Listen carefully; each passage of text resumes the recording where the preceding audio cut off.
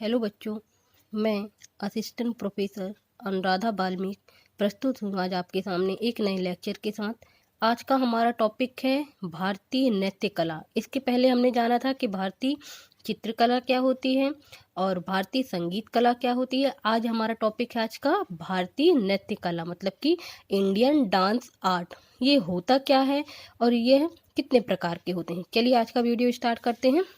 सबसे पहले जानते हैं कि नृत्य की परिभाषा, कि नृत्य किसे कहते हैं।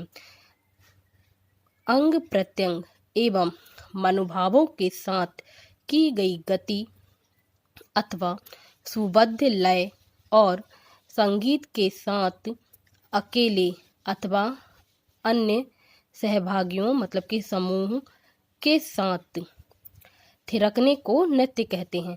मतलब कि हमारे जो शरीर के अंग प्रत्यंग हैं उनके द्वारा अपने मनोभावों को व्यक्त करना, या तो अकेले या समूह के साथ एक लयबद्ध संगीत के साथ, उसको संगीत कहा जाता है। आधुनिक समय में इसे नाच या नृत्य के नाम से जाना जाता है।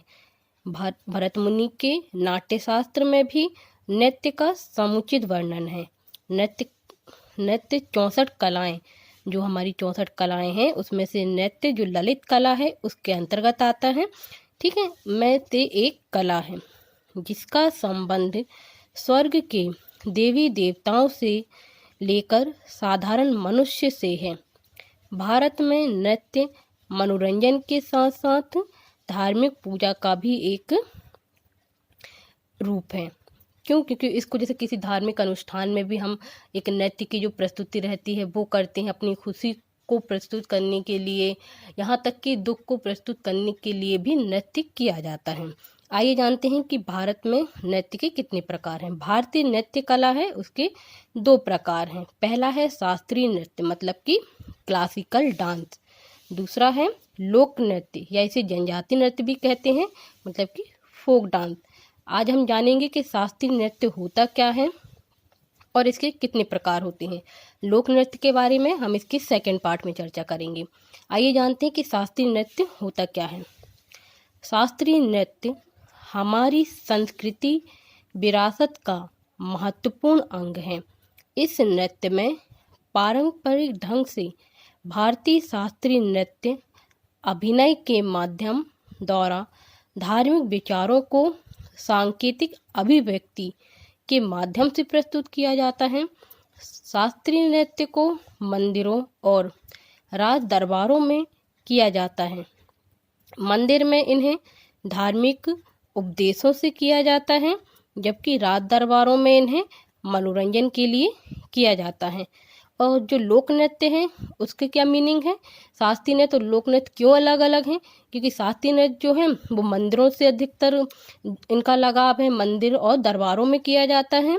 और जो लोक नृत्य है यह किसी एक विशेष जनजाति समूह द्वारा प्रस्तुत किया जाता है, जिसमें आम जनता की जो अभिव्यक्ति है उसको अकेले या समूह के द्वारा प्रस्तुत किया जाता है। तो हर एक क्षेत्र में इसके अलग अलग लोक नृत्य हैं। इसके बारे में हम सेकंड वीडियो में चर्चा करेंगे। आइए, जो शास्त्रीय नृत्य है उसके विषय क्या क्या हैं। वैष्णव धर्म, मतलब कि जो कृष्ण की जो लीलाएं हैं उससे संबंधित रहता है यह शास्त्रीय नृत्य। जैसे रास लीलाएं हैं और भी जो उनकी लीलाएं हैं उनके अंतर्गत वैष्णव धर्म की जो भी इसमें विषय रहेंगे वो शास्त्रीय नृत्य में लिए गए हैं। शिव जी का तांडव नृत्य है, उसको शास्त्रीय नृत्य की शैली में लिया गया है। प्रकृति मतलब कि शक्ति, मतलब यहाँ पार्वती जी के बारे में बोला गया है। प्रकृति और शक्ति पार्वती जी को ही कहा गया है, तो उनका जो नृत्य है उसको भी शास्त्रीय नृत्य की श्रेणी में लिया गया है। अब शास्त्रीय नृत्य धार्मिक नृत्य होने की वजह से ये कला अक्सर मंदिरों में और मंदिरों के आसपास ही होती है। आइए जानते हैं कि शास्त्रीय नृत्य के कितने प्रकार हैं।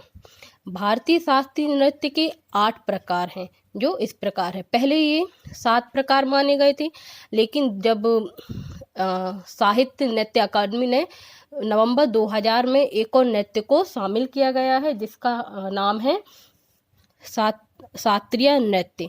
लेकिन पहले शास्त्रीय नृत्य 7 प्रकार के थे, अब इसको 8 प्रकार माना गया है। चलिए जानते हैं कि यह नृत्य किस राज्य में क्यों प्रसिद्ध है। पहला हमारा नृत्य है भरतनाट्यम। यह तमिलनाडु राज्य में प्रसिद्ध है। इसके बारे में जानते हैं कि यह तमिलनाडु का प्रमुख शास्त्रीय नृत्य है, जिसे कर्नाटक संगीत के माध्यम से एक व्यक्ति द्वारा प्रस्तुत किया जाता है। यह नृत्य प्रारंभ में मंदिर में प्रस्तुत होता था, परंतु अब इसका प्रदर्शन रंगमंच मतलब कि स्टेज पर भी किया जाता है। आपको सिर्फ परीक्षा में ये पूछा जाता है कि कौन सा नृत्य किस राज्य में प्रसिद्ध है, लेकिन आपको इसकी कुछ विशेषताएं पता होनी चाहिए, इसलिए मैं बता रही हूँ। पर आपसे यही पूछा जाता है कि कौन सा नृत्य किस राज्य में प्रसिद्ध है। जैसे भरतनाट्यम तमिलनाडु का है, ठीक है। सेकेंड हमारा शास्त्रीय नृत्य है कथकली। यह कहाँ का है? यह केरल का है। कथकली का शाब्दिक अर्थ होता है किसी कहानी पर आधारित नाटक। जैसे कोई भी कहानी होगी उस पर आधारित का नाटक जो है एक नृत्य के द्वारा किया जाता है। इसको मतलब इसकी कथा वस्तु अधिकतर क्या है, इसके जो विषय हैं कथकली के, यह महाकाव्यों और पौराणिक कथाओं, जैसे रामायण महाभारत और जो भी भगवान की पौराणिक कथाएं होती हैं उसमें उनको नृत्य के आधार पर प्रस्तुत किया जाता है। यह केरल का प्रसिद्ध नृत्य है, जिसमें कलाकार विशेष लय और राग के माध्यम से संगीत द्वारा नृत्य करता है। थर्ड नृत्य है हमारा कुचिपुड़ी नृत्य। कुचिपुड़ी नृत्य कहाँ का है?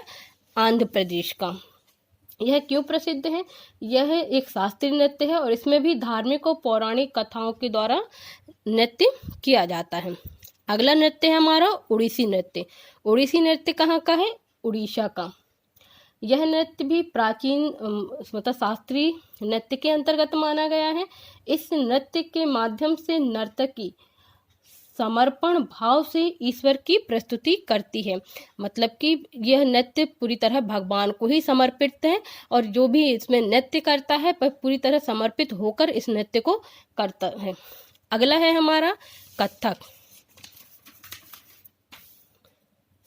कथक जो नृत्य है यह कहाँ का है? यह उत्तर प्रदेश में प्रसिद्ध है, ठीक है। इसके बारे में जानते हैं कि कथक नृत्य का अर्थ होता है कथा कहने वाला। कथक, इसको अगर हम विभाजित करेंगे तो इसका अर्थ निकलता है कथक का मतलब कि कथा कहने वाला। अतः यह नृत्य भाव प्रधान होता है, मतलब कि इसमें अपने जो भावों को अपने एक्सप्रेशन के द्वारा इस नृत्य को किया जाता है। इसमें आंगिक और मुख अभिनय द्वारा मतलब शरीर के अंग प्रत्यंग द्वारा और जो हमारे चेहरे के जो एक्सप्रेशन रहते हैं उसके द्वारा कथक नृत्य प्रस्तुत किया जाता है। यह कहाँ का है? यह यूपी मतलब कि उत्तर प्रदेश का है। अगला नृत्य है हमारा मणिपुरी नृत्य। मणिपुरी कहाँ का है? मणिपुर का नृत्य है। जैसे कि नाम से ही स्पष्ट है, मणिपुरी यह शास्त्रीय नृत्य है। इस नृत्य में क्या होता है? अंग संचालन के द्वारा दो अंग संचालन मतलब कि हमारे जो शरीर के अंगों के द्वारा इसको दो रूपों में प्रस्तुत किया जाता है। एक होता है तांडव। तांडव नृत्य क्या होता है? जो शंकर जी द्वारा किया जाता है वह तांडव नृत्य होता है। और दूसरा होता है इसी में मणिपुरी में लास्य।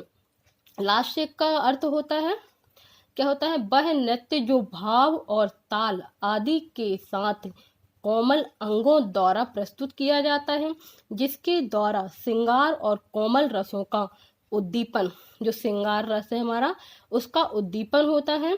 विशेषकर यह नृत्य किसके द्वारा किया जाता है? मणिपुरी नृत्य यह किसके द्वारा किया जाता है? यह स्त्रियों के माध्यम मतलब स्त्रियों के द्वारा किया जाता है।